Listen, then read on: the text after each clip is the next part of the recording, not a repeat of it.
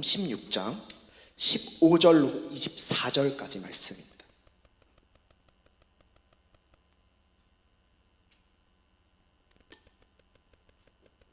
요한복음 16장 15절부터 24절까지 말씀입니다. 하나님께서 우리에게 주신 생명의 말씀은 요한복음 16장 15절부터 24절까지 말씀입니다. 다 찾으신 줄 알고 우리 한 절씩 교독하겠습니다. 제가 먼저 읽습니다. 무릇 아버지께 있는 것은 다 내 것이라. 그러므로 내가 말하기를 그가 내 것을 가지고 너에게 알리시리라 하였노라.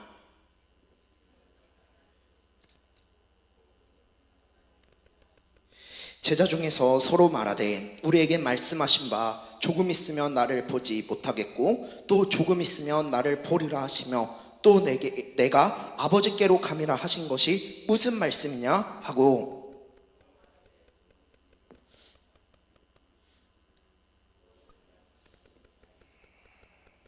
예수님께서 그 묻고자 함을 아시고 이르시되 내 말이 조금 있으면 나를 보지 못하겠고 또 조금 있으면 나를 보리라 함으로 서로 문의하느냐.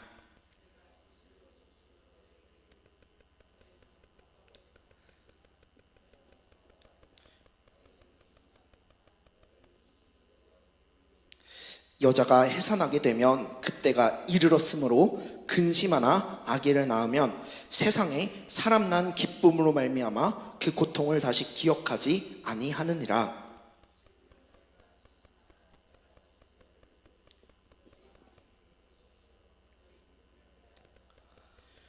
그날에는 너희가 아무것도 내게 묻지 아니하리라. 내가 진실로 진실로 너희에게 이르노니 너희가 무엇이든지 아버지께 구하는 것을 내 이름으로 주시리라. 지금까지는 너희가 내 이름으로 아무것도 구하지 아니하였으나 구하라. 그리하면 받으리니 너희 기쁨이 충만하리라. 아멘. 우리 좌우에 계신 분과 함께 인사하겠습니다. 잘 오셨습니다. 잘 오셨습니다. 한 번 더 인사할까요? 오늘도 함께 은혜 받읍시다. 오늘도 함께 은혜 받읍시다. 제가요 요즘 이렇게 뉴스를 보면서 또 이렇게 보면서 요즘 또 되게 중요한 시대를 관통하는 단어가 있다면 바로 때라는 단어인 것 같습니다. 때, 시간. 왜 그런지 한번 잘 들어보세요. 언제나 물론 모든 기관들, 모든 직업들은 항상 중요해요. 그런데 그게 특별히 중요해지는 시기가 있어요. 그래서 아주 지금 이제 전국적으로 욕바지를 담당하고 계시는 뭐 축구협회라든가 그런 경우 같은 경우에는 이제 딱 월드컵 시즌이라든지 그런 경우가 되면 갑자기 그 사람들이 했던 게 부각이 되는 거예요. 그러면서 그동안 월드컵을 준비하면서 있었던 얘기가 막 나오기 시작합니다. 물론 그전에도 있었어요. 그런데 막 나오기 시작합니다. 제가 그것을 보면서 무슨 생각을 하냐면 언제나 모든 것은 다 시기가 중요한 것 같아요. 시기. 그래서 또 올해 보니까 날씨도 그래요. 날씨도. 원래는 6월에 뭐가 있어야 돼요? 장마가 있어야 되죠. 근데 장마가 막 왔다가 뭐 이제 동남아시아나 이런 데 가보신 분들 아시겠지만 이제 스콜이라고 부르는 이제 국지성 호우가 내리는 거예요. 분명히 이 동네는 비가 오는데 저 동네는 비가 안 와요. 이제 막 그런 시기가 오면서 오히려 제가 그래서 이제 동네에 이제 과일을 사러 가는 과일 가게 아저씨한테 물어봤어요. 요즘 여기 날씨 이러면은 요즘 걱정 안 되시냐고 했더니 죽겠대요. 이렇게 되면 과일 맛없어가지고 장사를 망한대요. 죽겠대요. 제가 그거를 보면서 무슨 생각이 드냐면 정말 항상 중요하지만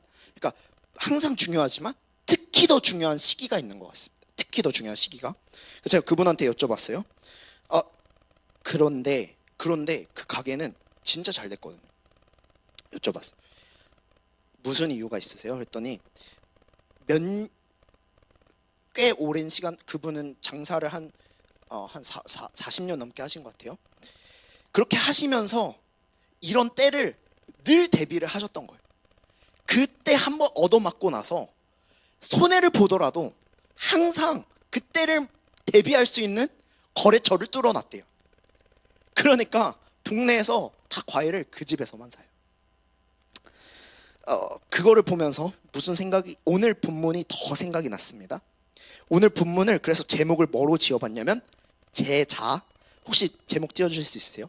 제자예요. 제자는요 뭐냐면요, 제 잔다는 거예요. 쟤가 잔다. 제가 잔다. 제자는요 우리가 아는 것처럼 제자예요. 주님께서는 제자들한테 자라고 부르신 게 아니라 제자로 부르신 거예요. 그런데요, 정작 주님께서 기도하라고 하신 정말 중요한 시기 때 쟤들은 자고 있어요. 그래서 제자가 돼요. 그런데 그 제자가요, 언제 어느 순간에 제자로 주님께서 바꾸시는지 우리가 오늘 본문을 통해서 한번 보도록 하겠습니다. 그런데요, 먼저 조금 우리가 좀 이해할 부분이 있어요.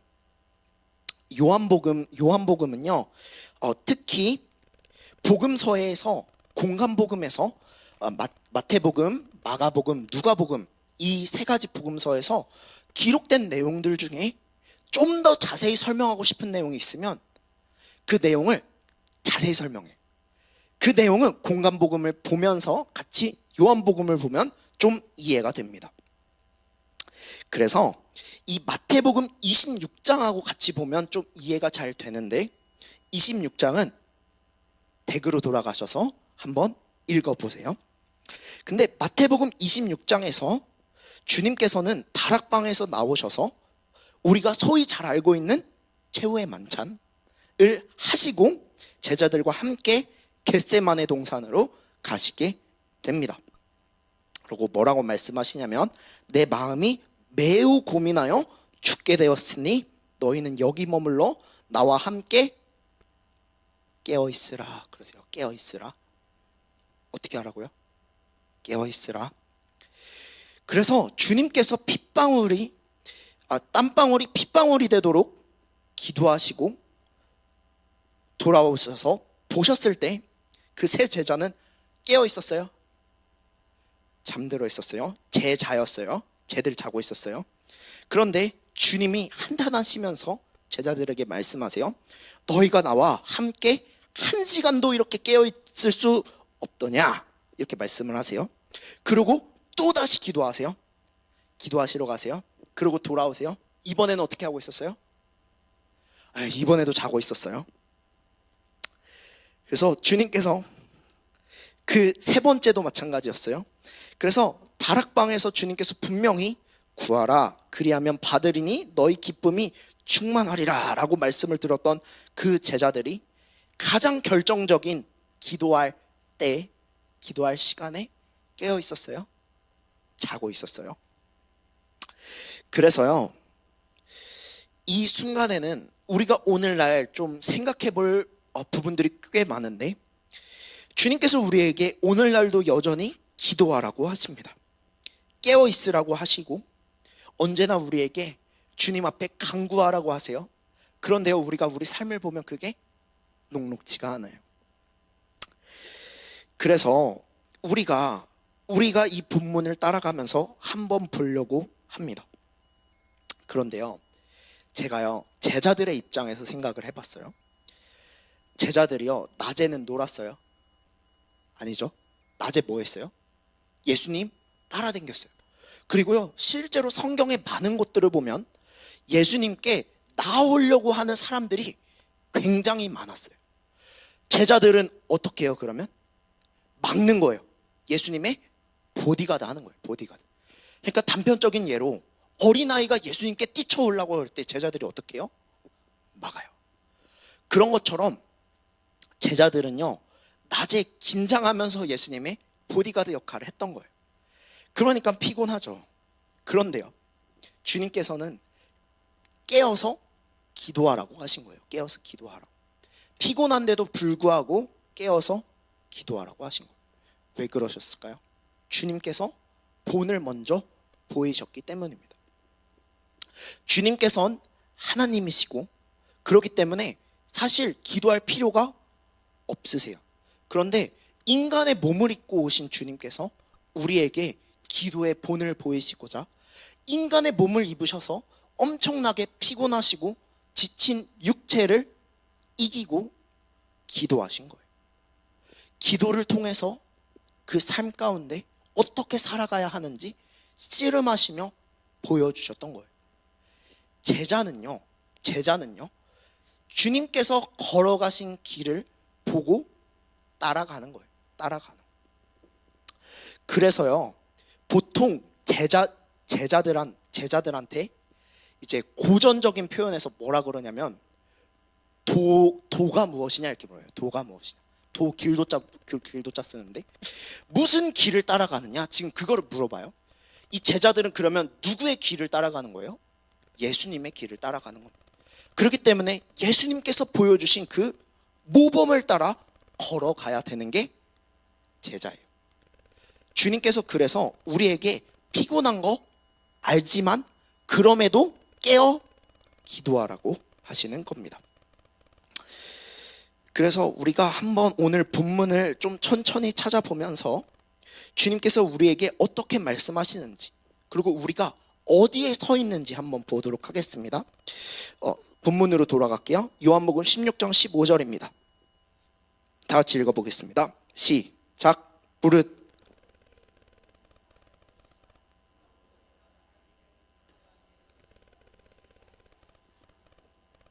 아멘. 그래서요 예수님께서는 뭐라고 말씀하시냐면 아버지께 있는 것은 다 내 것이라. 그래서요 성부 하나님과 성자 하나님 같다 그 얘기를 지금 하시는 거예요. 어려운 거 담임 목사님한테 가서 여쭤보세요. 담임 목사님 전문가세요. 교육도 훨씬 잘하시고. 그래서요 여기는 그냥 예수님께서 이렇게 말씀하신 이유는 뭐냐면요 왜 우리가 기도할 때 누구 이름으로 기도한다 그래요? 예수님의 이름으로 기도해야 하는지를 알려주시는 거예요. 그래서 기도는요 삼위 하나님 성부 성자 성령 하나님께서 영원한 그런 교제 속에 우리를 집어 넣으시는 거예요. 성부 하나님 성자 예수님 성령 하나님께서 서로 세 분이 교제하시는데 그 교제 속에 우리를 집어 넣으시는 게 기도인 거예요. 그래서요 아버지께 있는 것은 다 그리스도에게 있는 것이고 그것을 성령님께서 우리에게 적용하시는 거예요. 그래서 16절에 뭐라고 하시냐면 주님께서 조금 있으면 너희가 나를 보지 못하겠고 또 조금 있으면 나를 보리라 이렇게 말씀하십니다. 주님께서는요 이 시간 동안 예수님께서 십자가에서 죽으시고 부활하시는 그거를 조금 있으면 이라는 표현을 통해서 설명하시는 겁니다. 그래서요 우리는 결말을 알고 있죠. 스포하지 마요. 다 아시죠? 요한복음 안 읽어보신 분 없으시죠? 끝까지 스포해도 되죠. 그래가지고요 예수님의 그 사건을 대입해 와서 생각을 해보면 예수님께서 십자가에서 죽으시고 무덤에 계시는 사흘 동안은 제자들이 예수님을 보지 못하는 거예요. 또한 그것뿐만 아니라 육신적으로 보지 못하는 것을 넘어서 또 더 깊은 신학적인 의미로 하자면 주님께서 정말 그리스도시고 하나님의 아들이시라는 것을 제자들은요 계속 못 봐요. 그런데 언제 보냐면 사도행전 2장에서 성령님께서 강림하셨을 때 그때 비로소 제자들이 예수님을 똑바로 보게 됩니다. 그래서요 이 표현은요 우리에게도 적용될 수 있어요. 그래서 뭐 베드로후서 3장 8절에서 죽게는 하루가 1000년 같고 1000년이 하루 같다 이런 표현도 하시고 사도 바울도 고린도후서 4장 17절에서 우리가 잠시 받는 환난에 경한 것이 지극히 크고 영원한 영광에 중한 것을 우리에게 이루게 함이니. 그래서요 성경에서요 이런 시간들을요 가끔은요 잠시 이러면서 건너뛰기도 해요. 그런데요 그런 표현은요 지극히 하나님의 시선에서 바라본 거예요. 제가요 5월, 6월 좀 쉽지 않은 시간을 보냈거든요. 그런데 맨날 제 아내는요 금요일만 되면 와 주말이다, 시간 왜 이렇게 빨라, 저는 힘들어 죽겠네. 힘들면 시간 빠르게 가요, 느리게 가요? 느리게 가요. 그래서 군대 나온 사람한테 절대 하면 안 되는 거 뭐예요? 야, 너 또 휴가 나왔어? 교회 안 나옵니다. 그런 것처럼은요, 우리 세상에서 사는 사람들은요 고난 중에 있어서 힘들어 죽겠는데, 성경 속에 그런 믿음의 선진들은요 다 겪어보고 천국에서 시선에서 보니까 아야 그거 잠깐이야, 잠깐이야. 천국에서 바라본 야 너무 좋아, 이 세상에서 이 삶은 잠깐이야 라는 표현을 사용합니다. 그래서 주님께서 여기서 똑같이 말씀하세요. 조금 있으면 이렇게. 그러니까요 제자들이 막 혼란스럽게 시작해요.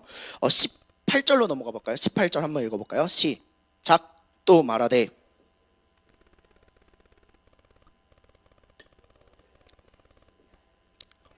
그래서요 제자들이요 이 말씀을 듣고 막 혼란스러워하고 서로 수근수근거리기 시작합니다.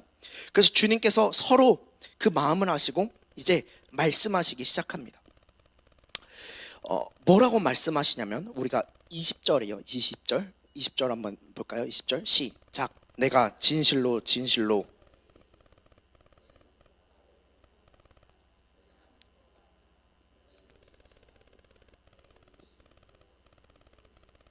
아멘. 그래서요 주님께서요 분명히 그거를 이해를 못하고 있는 제자들한테 설명하시기 시작하는데, 뭐라고 설명하시냐면 너희는 곡하고 애통하리라, 슬퍼하고 엄청 힘든 시간을 보내겠다는 말이죠. 그런데 주님께서는요 너희에게 슬픔이 없을 것이다 라고 말씀하시는 게 아니에요. 슬픔이 있어요. 그런데요 도리어 너희는 곡하고 애통할 것이라고 솔직히 말씀하십니다. 이거는요 주님께서 우리의 신앙을 말씀하시는데, 예수님 믿는다고 모든 문제가 해결되는 게 아니에요. 삶 가운데 어려움과 고난은 있어요. 그런데요 주님께서는요 그런 십자가를 지고 따르라는 부르심 속에서 우리를 부르셨어요. 그러므로 우리가 겪는 그 슬픔은 신앙의 실패가 아니고 우리가 세상에 속하지 않았다라는 그런 예수님의 삶을 나타내는 그런 증거가 됩니다. 그런데요 주님께서 하시는 약속은 뭐예요? 근심이 도리어 기쁨이 되리라. 기쁨이 되리라. 요건 뭐냐면은요 근심이 기쁨으로 변한다라는 뜻입니다. 근심이 기쁨으로 변하는 거예요. 분명히 고난이 사라지는 게 아니에요. 그런데 고난이 그대로 영광의 통로가 되는 거예요. 그거를 이제 해산의 고통으로 설명을 하십니다. 21절 한번 읽어볼까요? 시작. 여자가 해산하게 되면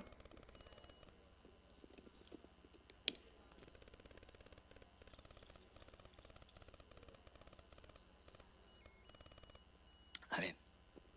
그래서요 해산하는 여인의 비유를 통해서 설명하십니다. 산통은요 정말 고통입니다. 제가요 함부로 얘기하기가 조심스럽습니다. 겪어본 적도 없고 앞으로 겪어볼 일도 없어서, 이미 산통을 겪어보신 여기 많은 분들이 계시기 때문에 이 얘기를 하는 게 굉장히 조심스럽지만, 성경에서 가장 큰 고통의 비유로 산통을 계속 얘기를 합니다. 그런데요 항상 산통보다는 어머님들은요 항상 산통보다는 그 아이를 받았을 때의 그 아이의 표정을 더 기억하시는 것 같아요. 그래서요 본문은요 그런 비유를 통해서 세상에 사람 난 기쁨으로 말미암아 그 고통을 다시 기억하지 아니하느니라 라고 설명합니다. 그러니까요 아이를 낳았다라는 그런 기쁨을 통해서 이 고통을 이겨내는 거예요. 따라서요 우리가요 생각해야 되는 건 뭐냐면, 남자분들은 혹시나 제가 그래서 이해를 돕기 위하여 설명을 하나 더 드리자면, 남자들이 하는 얘기들 중에서 여자들이 제일 싫어하는 얘기가 세 가지가 있대요. 첫 번째는요 군대 얘기예요. 두 번째는 축구 얘기. 세 번째는 뭔지 아세요? 군대에서 축구한 얘기예요. 근데요, 군대 가기 좋아하는 남자는요 없을걸요? 제가 봤을 때 아마 군대 가기 좋아한다 그러면 좀 정신적으로 좀 문제가 있을 수 있습니다. 그런데요, 되게 희한한 거는요, 남자들은요 군대 얘기부터 시작합니다. 다 첫인상하면서 군대 어디 나왔어? 분명히 그렇게 끔찍했던 그런 고통의 시간을 다 자기의 자부심으로 살면서 살아가게 됩니다. 그런 것처럼요, 우리에게는 그런 고난이 있지만 항상 우리가 아는 것은 고난은 늘 끝이 있다는 거예요. 끝이 있고 끝이 지난 다음에는 기쁨이 있다는 거예요. 그러니까 그 기쁨을 통해서 보게 된다면 그 고난이 미화되기 시작합니다. 너무 예뻤어. 애기가 너무 예뻤어. 야, 군대 진짜 재밌었다. 다시 가라 그러면 안 갈 거면서. 22절 한번 읽어볼까요? 22절 시작. 지금은 너희가 근심하나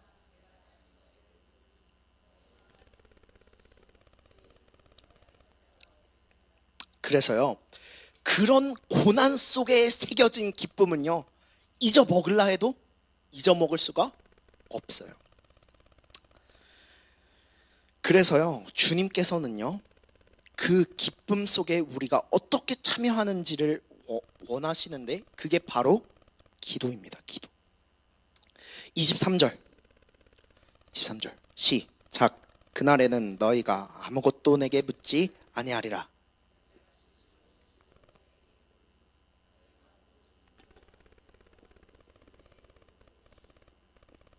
아멘.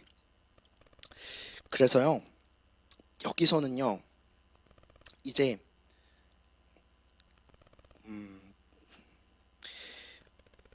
질문으로 제가 여기 헬라어 얘기도 하고 좀 어려운데 좀 건너뛰고 말씀을 드릴게요.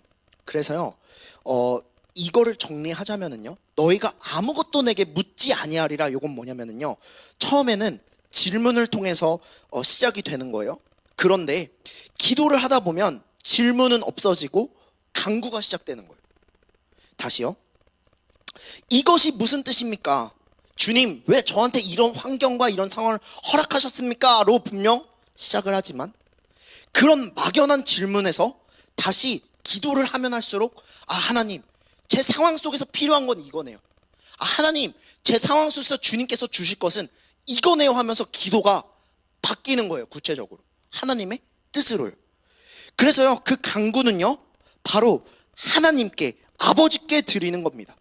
그래서요, 주님께서는 뭐라 그러시냐면 너희가 무엇이든지 아버지께 구하는 것을 내 이름으로 주시리라 라고 말씀하시는 겁니다.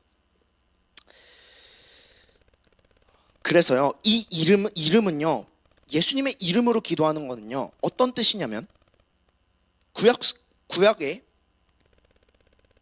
예수님의 이름으로 하기 전에 무슨 표현이 있었냐면 여호와의 이름, 여호와의 이름이라는 표현이 많이 등장합니다. 그 여호와의 이름으로 행한다는 건 뭐냐면 하나님의 권위와 능력으로 행한다는 거예요. 대표적인 인물로 다윗이 있습니다. 다윗이 골리앗이랑 싸울 때 누구의 이름으로? 만군의 여호와의 이름으로. 너는 칼과 단창으로 내게 나오거니와 나는 만군의 여호와의 이름으로 내게 나오고.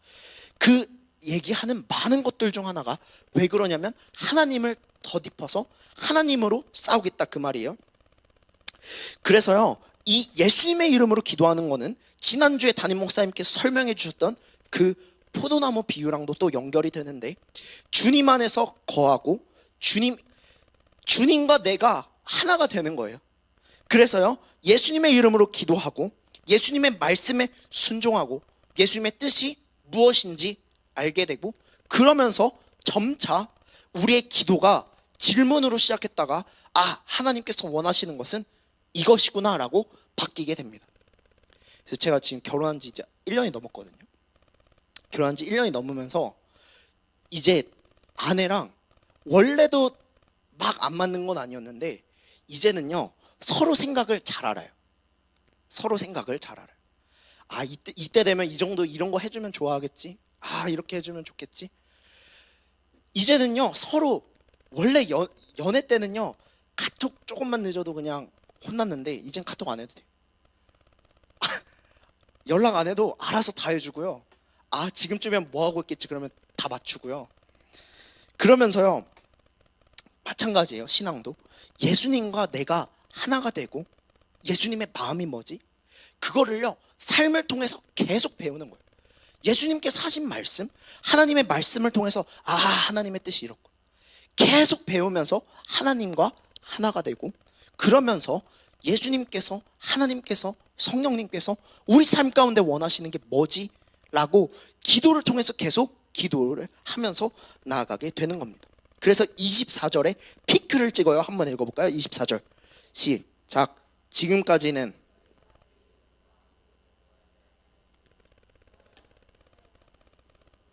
기쁨이 충만하리라. 아멘. 그래서요, 기도는요 우리의 필요를 채우는 게 아니에요. 우리의 기쁨을 충만하게 하는 거예요. 완전 다른 거예요. 우리가 원한다고 주세요 하는 거는요 하나님께서 원하시는 기도가 아니에요. 하나님께서는요 기도를 통해서 우리의 기쁨이 충만해지기를 원하십니다. 그래서요 우리가 정말 필요한 거는 뭐냐면요, 우리가 정말 필요한 기쁨을 주님께서 채워주시는 거, 그게 바로 우리가 정말 필요한 부분입니다. 그런데 주님께서는 말씀하세요. 너희가 지금까지는 내 이름으로 아무것도 구하지 아니하였으나. 제자들은요 3년 동안 주님과 함께 살았어요. 함께 먹었고 함께 자고 함께 걸었고 수많이 많은 말씀을 들었지만 지금까지는 너희가 내 이름으로 아무것도 구하지 아니하였습니다.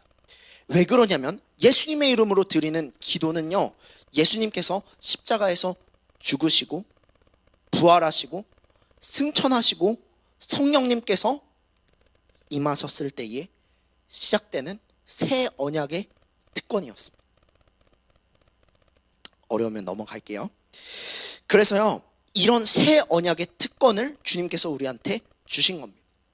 성경 속에서 많은 인물들보다 우리가 복되다고 주님께서 누가복음에 엠마오로 가는 제자들에게 설명을 하시는데, 그 이유는 우리가 직접 주님께로 들어갈 수 있고 성령을 통해 주님을 만날 수 있기 때문입니다. 그런데요 이 말씀을 주님께서 하시고 나서 몇 시간 뒤의 장면은 이제 겟세마네 동산인 마태복음 26장으로 흘러가게 되는 겁니다. 사랑하는 여러분들, 말씀을 정리하도록 하겠습니다. 주님께서는요 이렇게 우리에게 약속의 말씀을 하세요. 구하라 그리하면 받으리니 너희 기쁨이 충만하리라 라고 분명히 말씀하셨는데, 제자들은요 주님께서 그래서 이렇게까지 주님께서 강조하시고 기도하라고 강조하셨는데, 제자들은요 그러고 이제 겟세마네 동산 가서 뭐 하는 거예요? 자는 거예요. 주님께서는요 우리에게 약속하셨어요. 친히 내 이름으로 구하라 라고 말씀하셨어요. 그런데 우리가 한번 생각해 볼 필요가 있습니다. 우리는 그 기도에 대해서 얼마나 사용하고 있는지. 우리는 제자입니까? 아니면 자는 제자입니까? 이 질문은요 정제가 아니에요. 베드로와 야고보와 요한처럼 잠들었던 그들도 주님께서 그들을 일으키십니다. 그들을 다시 세우십니다. 그래서요 주님께서 우리에게 뭐라고 말씀하시냐면 네 가지예요. 첫 번째로 예수님의 이름으로 기도하라고 합니다. 예수님의 이름으로 기도하라는 것은요 다른 게 아니라 예수님께서 십자가에서 나를 위해서 죽으시고 나를 위해서 부활하시고 나를 위해서 승천하셨고 나를 위해서 성령을 보내주셔서 내가 하나님의 뜻 가운데 살아가기를 원하신다 라고 하기 때문에 기도 끝에 뭐를 붙이는 거예요? 예수님의 이름으로 기도합니다 라는 거예요. 그렇기 때문에 첫 번째로 예수님의 이름으로 기도해야 합니다. 두 번째로는요 시간을 정해서 깨어서 기도해야 합니다. 그래서요 제자들이요 왜 깨어서 기도하지 못했어요? 뭐 때문에? 피곤함 때문에. 그래서요 주님께서 우리에게 본을 보여주시면서 기도에 대해서 가장 중요하게 보여주셨던 본의 모습은요 습관을 따라 기도하신 거예요. 뭐를 따라? 습관. 그래서요, 기도는요, 시간을 정해야 돼요. 습관이 돼야 돼요. 몸에 배야 합니다. 세 번째로는요, 구체적으로 구해야 됩니다. 구체적으로. 첫 번째, 누구 이름으로 기도하라고요? 예수님의 이름으로. 두 번째, 뭐를 정하라고요? 시간을 정해서 습관대로 기도하십시오. 세 번째로는 구체적으로 기도해야 됩니다. 구체적으로. 주님께서 그냥 평안을 주십시오, 은혜를 주십시오, 주님 다 하시죠, 그게 아니라 내 상황 속에 주님께 내 상황을 솔직히 고백하고, 처음에는 질문으로 시작해도 돼요. 주님, 저 지금 삶이 이런데, 돈이 없는데, 우리 아들이야 딸이 이런 상황인데 많잖아요. 상황을 구체적으로 놓고 기도하십시오. 그리고요, 주님께 그 상황 속에서 주님께서 원하시는 게 무엇인지 알게 하여 주십시오. 그리고요, 마지막으로는요, 끈질기게 기도하는 게 필요합니다. 끈질기게. 사랑하는 여러분들, 제가 기도에 관해서는 하고 싶은 얘기가 참 많습니다. 그런데요, 정말 기도는요, 신앙생활에 있어서 정말 중요한 무기인 것 같습니다. 다른 거는 다 잊어버려도 되는데요, 지금 얘기한 이 네 가지, 예수님의 이름으로 기도하는 거, 예수님의 뜻대로 기도하는 거, 예수님께서 내 삶 가운데 무엇을 원하시지, 무엇을 해야지 주님께서 기뻐하실까, 그리고 그 기쁨이 내 기쁨이 될까라고 고민하면서 하는 거, 주님의 이름으로 기도하는 거. 두 번째로는 시간을 정해서 습관을 만들면서 기도하는 거. 세 번째로는 구체적으로 기도하는 거. 주님, 내 상황이 이렇습니다, 환경이 이렇습니다, 주님 봐주십시오. 네 번째로는 끈질기기. 주님께서 우리의 그 기도도 쌓이기를 원하시고, 주님께서 원하신 때 가운데 응답하시기를 원하십니다. 사랑하는 여러분들, 제자가 되시렵니까? 자는 제자가 되시렵니까? 우리가 오늘부터 다시 일어날 필요가 있습니다. 주님께서 우리에게 말씀하십니다. 구하라, 그리하면 받으리니 너희 기쁨이 뭐하리라? 충만하리라. 다시 가장 깊은 자리로 들어가십시오. 예수님의 이름으로 기도하십시오. 시간을 떼어서 깨어 기도하십시오. 구체적으로 주님께 청하시면서 기도하십시오. 응답이 늦어도 끈질기게 매달리면서 기도하십시오. 주님께서요, 그러시면 우리 삶에 이루십니다. 어떻게 해요? 우리 기쁨이 충만하리라. 자는 제자의 자리에서 일어나 예수님의 이름으로 아버지께 나아가는, 예수님의 본을 따라 걸어가는 거룩한 무릎의 인생을 사시는 여러분들이 되시길 예수님의 이름으로 소망합니다. 기도하겠습니다. 하나님 아버지, 감사합니다. 사랑하는 우리 대로교회 성도님들, 삶이 너무 고되고 힘듭니다. 주여, 지치고 피곤합니다. 그럼에도 불구하고 우리가 주님의 말씀을 듣고 우리가 다시 한번